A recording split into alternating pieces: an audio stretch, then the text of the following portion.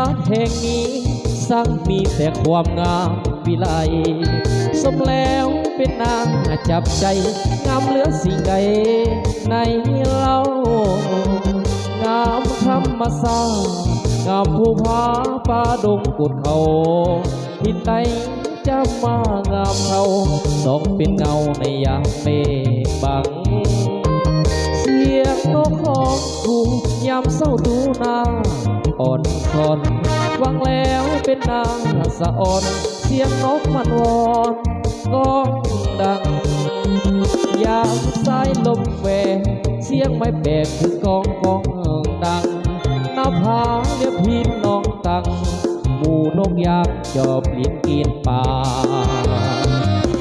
เมืองสุยไฟไผ่ก็ยังต้องการเห็นแล้วอยากไปพบพานอยากจะเห็นไว้เป็นควันตามีหอยสลักปักดวงใจเมื่อได้จากลาน้องตังสุขเขาหรือสาอาบเย็นกายายามแลนางจอมปูโซเดี๋ยวโง่ขึ้นตากลับมาเมืองสุยเส้นงามสง่าดังเทพเทวาปั้นแต่งลูกสาวเดินเล่นยำตะเวนไกลจะลับแสงเรือไฟสายฟ้ายามแรงทุกคนทุกแห่งนาวเมืองสุยนี่เป็นสิ่งที่เราไม่ต้องเขาเกี่ยวอีกคนหนึ่งเกี่ยวกับ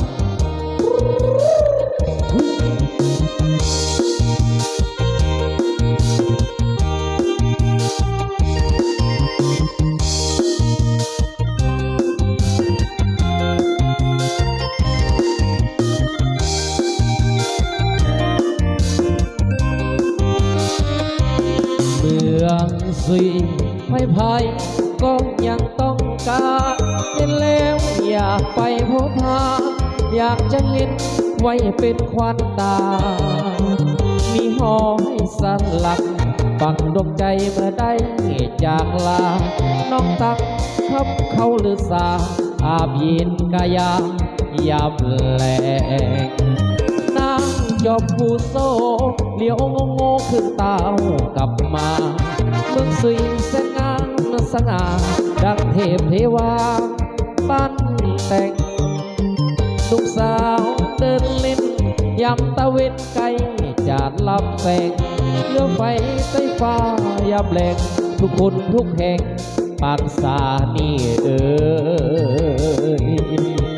ฮัลโหลอย่าวันนี้ขอบใจเด้อทางเจ้าของรถสกีจะได้ไปแห่งนกลำรวยทางใหญ่ใหญ่ห้อง